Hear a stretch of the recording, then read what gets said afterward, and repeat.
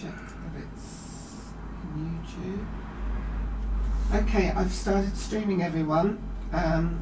This is just a test stream for our game that will be coming out, and we should be streaming, I believe, Sundays. It is Savage Rifts. A lot of people might have heard about Rifts. This is Savage World's version of that. Some of us here are very old Rifts players. I've played Rifts a little bit. Perhaps the rest of us would like to say what we know of Rifts.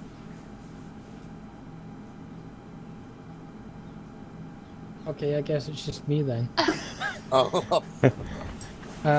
You'll start. Rifts was one of the first RPG books I actually owned, and I really liked the setting, but I couldn't get my head around the rules, so I never ran it or played it at all. So that's pretty much it.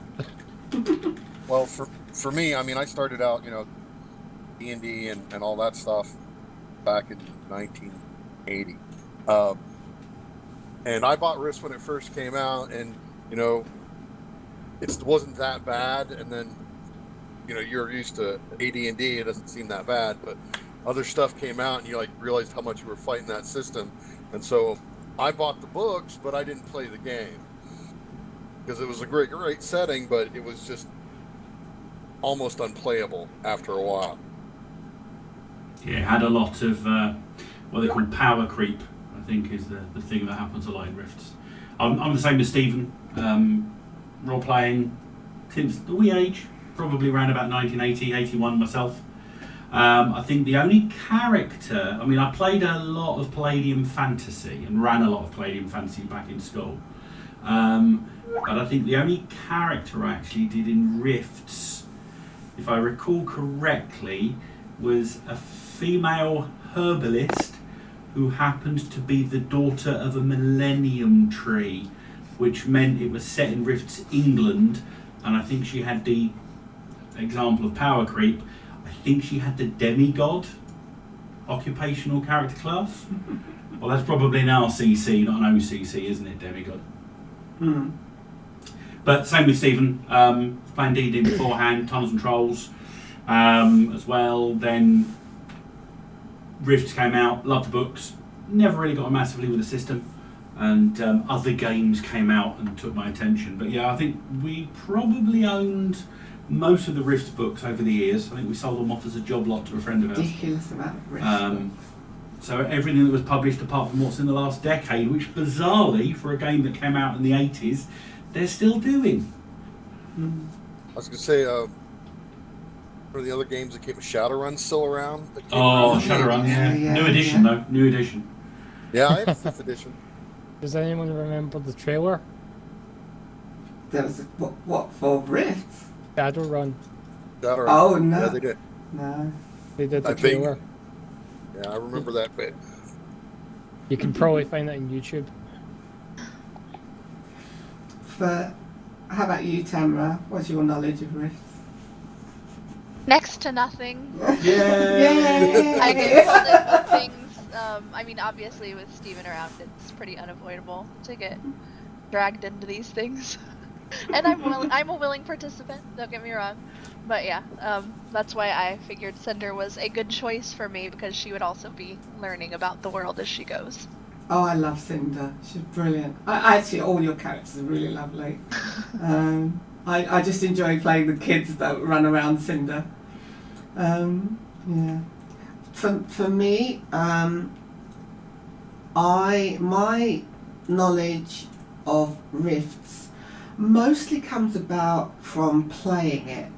Don't get me wrong, I've GM'd for decades, and I GM most of the time. In most games I'm GMing rather than playing, but when it comes to Rifts, I've played Rifts, even though we own lots of books. I'll be honest, I didn't like this system. I really, really didn't like it. It It comes from, to me, it comes from an older school where the same type of stable that D&D came from, where everything was very level based. It had lots of different mechanics, isn't it? Yeah. Because it was percentage based, but then there was D6 rolls in it. There was multiple polyhedrals, the same as AD&D. And then there's the whole standard damage, mega damage. But oh my goodness, does it have some amazing story in it? I just absolutely love the story that comes from Rifts and what it generates and what it can generate. I mean, everything you want can be in Rifts, everything. Like, you know, past, present, future. It's the megaverse. You know, it's not impossible in Rifts to run into yourself. It's just that fantastic. I think myself would die pretty quickly if I was in Rifts. Well, you're not mega damage for one thing. Yeah. Yeah. I think that's one of the major improvements. I mean, we've only played it a couple of sessions. I think one of the major improvements for Savage Rifts is the way they're doing mega damage differently.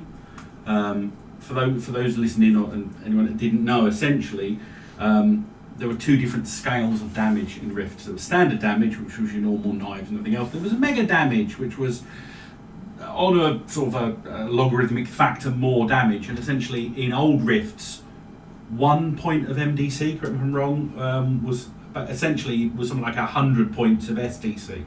So unless you had a massive amount of hit points, which most characters didn't, a single point of MDC damage wiped your character out. Essentially, in Savage Rifts, they've taken away that conceit, and now it's essentially mega damage is the equivalent of vehicle armor. So if you've got mega damage armor, you take no damage at all from small arms fire, but the actual damage that gets through with mega damage is no worse than standard damage. So you just have less defense against mega damage, I think, which I think is a good thing. Yeah. Adds to the survivability. Well, it adds to the threat level for relatively low-tech opponents, because, you know, a bunch of lizardmen with spears before, you didn't care. Yep. You got a 1d6 mega damage pistol and mega damage armor. You were a god to them. Yeah. Now you're only a demigod. They can still, well, with the way Savage works, all they need to do is an exploding damage die and you're on your butt. Yeah. I find it interesting as well how majority of melee weapons that come from the Savage Rift system are actually mega damage items. Yeah, because all chain swords and pain whips and daggers with barbed wire welded to them and that sort of thing. So yeah, it's really given a new twist on mega damage in Savage Worlds. How do you feel about that? How do people feel about that difference, those who played both? I said I like it. I like it a lot. I mean, that was one of the reasons why I quit playing. It's just, well, that and the convoluted character generation. You know, Well, they've still got the convoluted character generation. still not 3 hours for a player character. Admittedly, it's not 3 hours. I mean, you can still sit down and take a non-gamer and get them through it. You couldn't do that with Risk. With Risk, you had to be pretty much an experienced gamer to pull that off. I remember. Sorry, go on. No, I was done.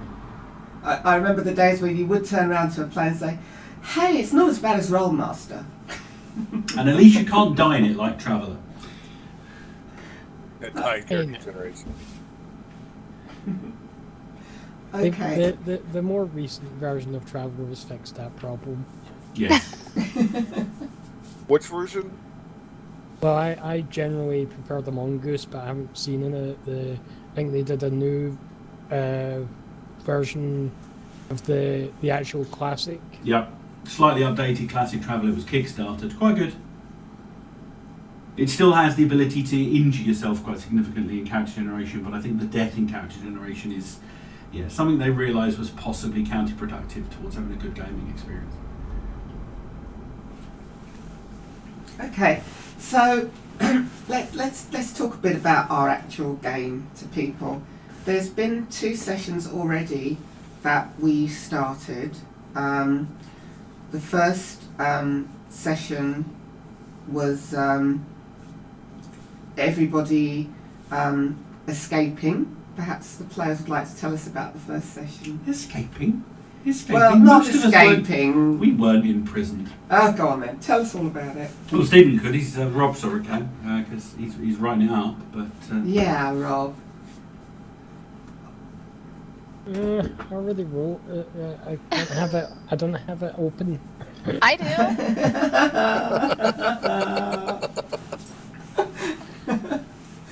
Okay, so well, from what I recall, it's only a couple of months after the siege of Tolkien, or the fall of Tolkien, which is a big event in the Rift's background, where the big bad, although a lot of people don't argue that they're bad, of the coalition beat up on the equally big bad in some people's eyes fantasy or sorcerer's realm of Tolkien. And I think we all were around about, the characters were all around during the sort of the final denouement of that particular campaign. And I believe action started a few weeks after that, when we'd been escorting a bunch of refugees from the war-torn lands of what used to be Tolkien, and we came across a bunch of slavers, if I recall correctly. Yep. Slavers. Yeah, nasty slavers. One of which wasn't as nasty as the others, but that's still to be seen if Charlene is actually a black musketeer with a heart of gold, as I believe she was described. We dealt with them.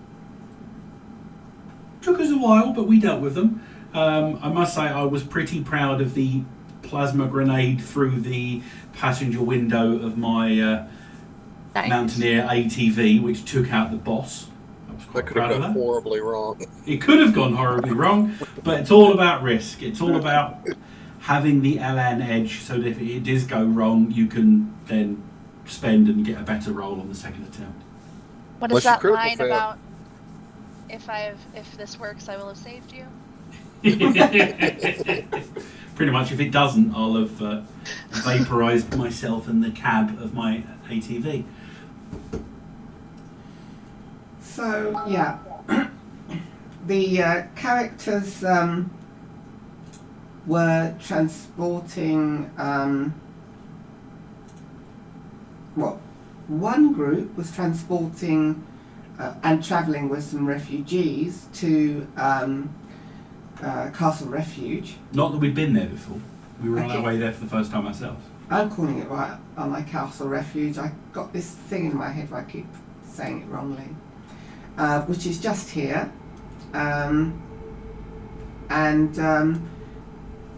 lots and lots of people are converging on Castle Refuge because they hear that they're allowing people to stay there. So refugees, much like Germany has said, people can, Syrians can come, and you've got loads and loads of people from all over came, as well as the Syrians. So Have you moved us to that page, because it's not changing on my screen? really, is it not showing it? Okay, I beg your pardon. No, you are on that page. You should be anyway. Are you I am. seeing? You're seeing it good. I just have beige. You're- I would set your zoom to 50%. That would probably help. Are you on the local map or the North America map? I'm on the local map. Okay, I thought you were on the North America map as well. No. There we go. Okay, excellent. And so this is what is represented here by all the tents and what have you. They are literally refugee camps outside Castle Refuge. I am making a 3D picture of this, which will come about soon. To go along with some of Rob's write-up, which will be on the website, which I should probably say something about. Hold on, let me... which would be HG. Hold on, let me write that up. Somewhat. www.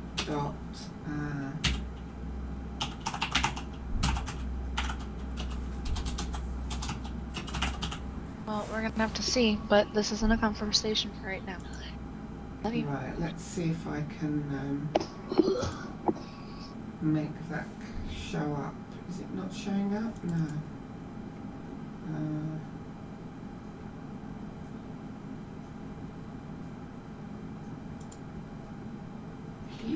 It's not showing up.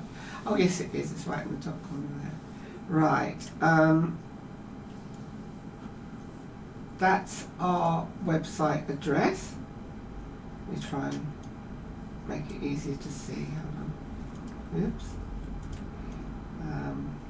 There you go. www.mirrornexus.com, and we'll, in the next week or so, we'll be putting up Rob's write-up, because he does write-ups about our game, and lots of other things like pictures and what have you, maps and what have you. So anyway, they found these slavers, they got into a big fight, and they saved 25 people. 25 more people. Along with the other 25 that they were already travelling with. And then they made this trip with these 50 people now to Castle Refuge. But before that, they each had stories. So I'm going to ask people to tell us a little bit about themselves before everything went to blazes in a handbasket. Character background, yeah? Yeah. I'll let someone else go first.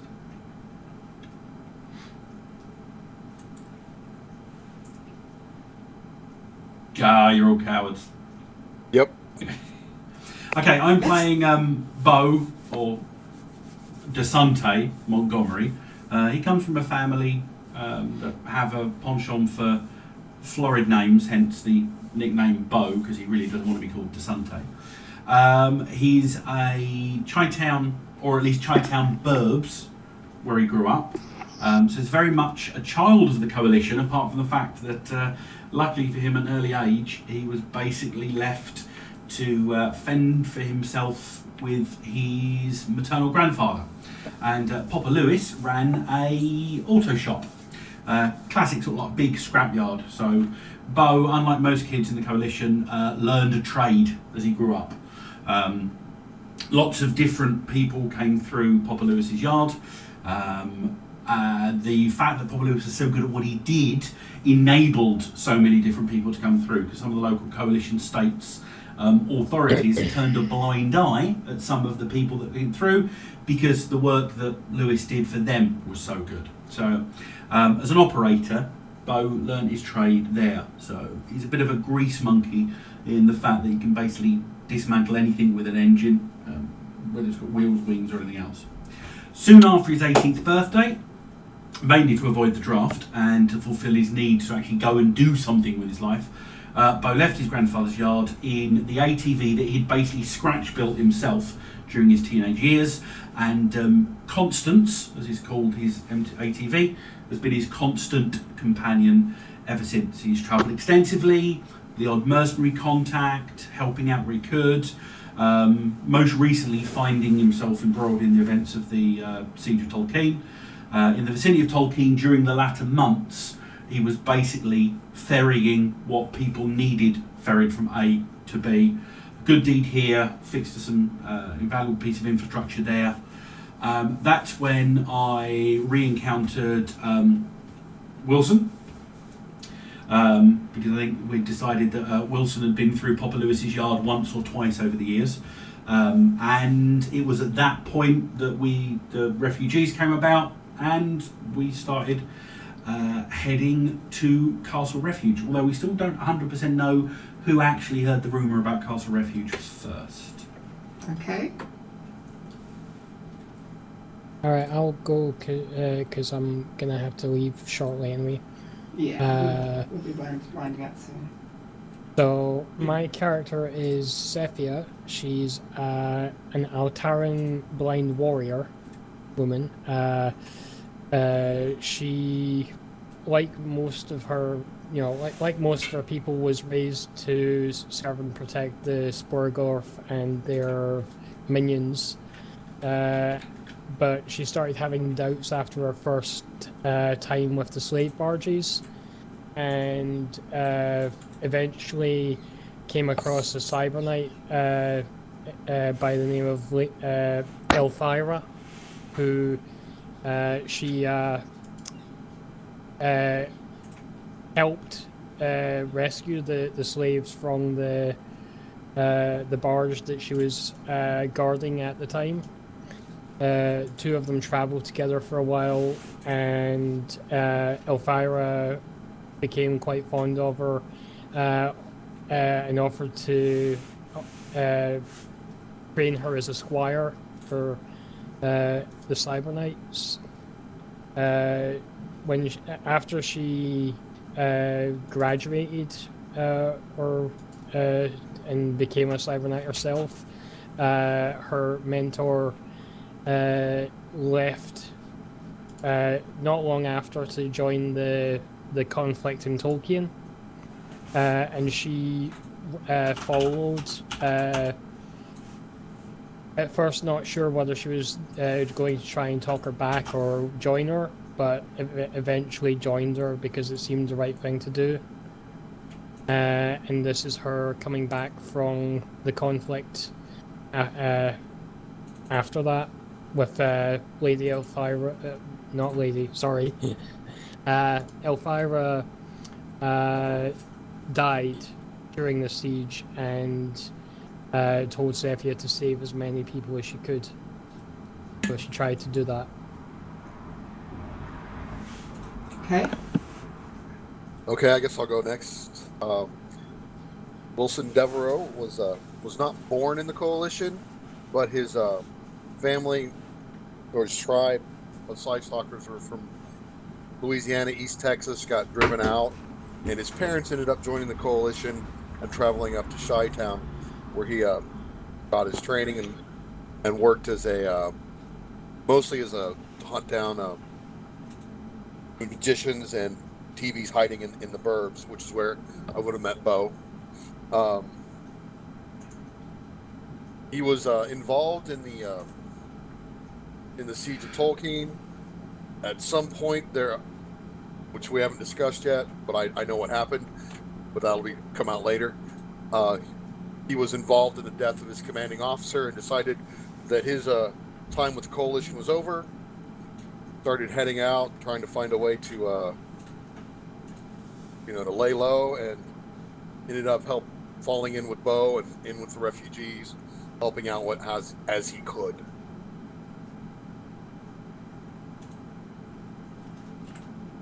Get me? Mm-hmm. So, Were you done? Okay. Yep. Wait, you don't? Oh. Making sure. Where to begin? Cinder was basically born. She hatched in the middle of the Battle of Tolkien. Whether that was because whether this was accelerated, the process was accelerated during the battle, or that's just when she happened to need to hatch, is kind of unclear. Left it pretty open. But she was buried there by her mother, who was sorely abused by someone in the Coalition. and she has these memories of this that were imprinted on her from her mother. So she has a predisposition to, for several reasons, to not like the Coalition. Obviously, lots of chaos as she's hatched and kind of takes to the sky. Somebody injures her. They injure her, her wing, I believe it was, and so she blows down fire on them as she tries to escape. Manages to get away, and currently I have it written as being a school for young mages, but because of the way the children are being played, I'm not sure if maybe it should be perhaps an orphanage of some sort instead. Meant to discuss that with you, Gemma. Sure. See if you prefer, if you had a preference. Well, it could still be a school of young mages because they may be the kitchen staff, and in actual fact, they could be the children of students as well, because you don't know how some of the things that I have planned, but it's fine with the mages thing. Okay, that's fine. And so the children help her. And so then she's able to heal, and then she finds these are like the first good things that she's encountered, and so she clings to them as much as they cling to her. And they are named Emrys, Stellan, and Lyra, 2 boys and a girl. Pretty young. I think the oldest is around 12. And so from there, she helps them escape.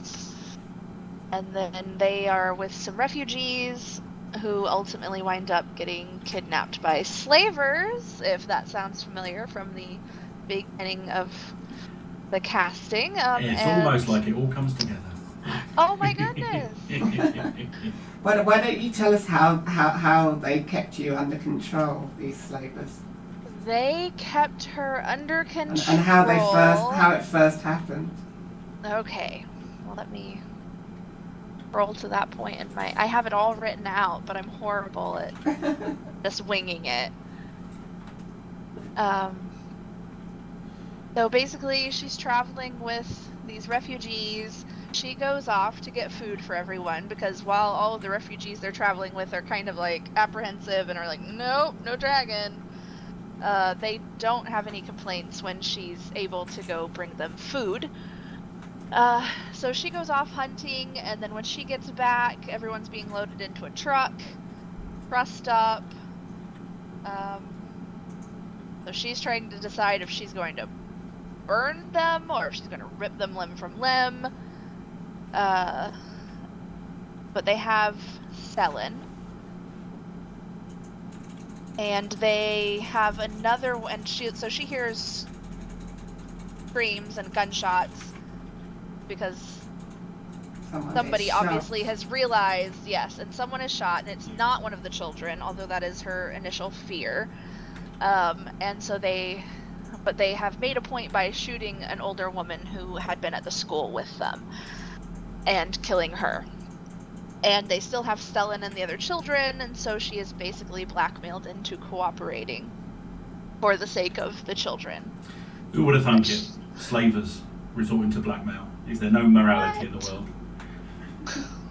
Terrible. Yes, horrible. Horrible.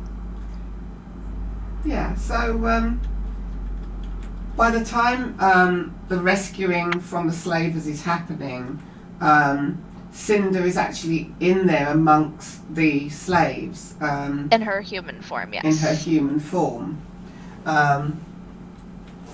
Now, once the slaves are defeated, which...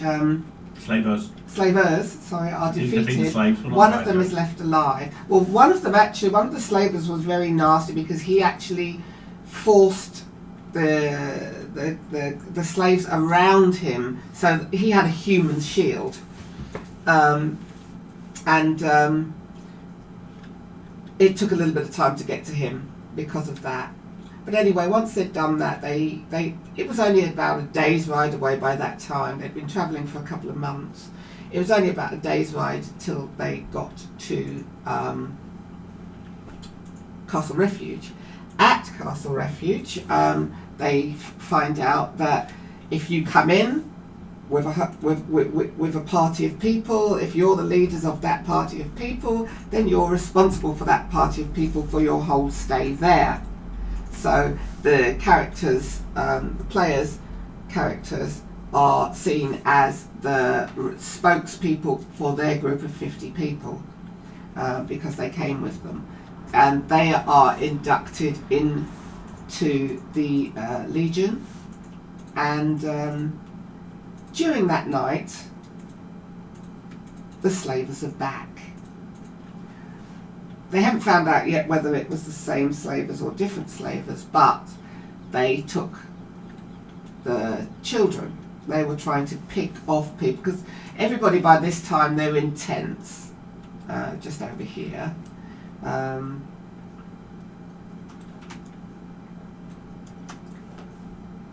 Just over on Castle Refuge. Everybody's in little small encampments. I don't know where you lot are going. There are 3. One here, and one a little bit lower down here. So you're going to have to decide which plot you lot are going to take. But either way around, the slavers were coming and they were picking them off. They were taking the children at night, and in the very small hours of the morning, it was realised that some of the children were taken, and the party go off to find them. Of course, it's Cinder's children, or wards, if you like. So she's absolutely beside herself and not in a position where she would necessarily be in total control of her actions. We broke it to her relatively gently, if I recall correctly. Oh, very gently. So, what happened then?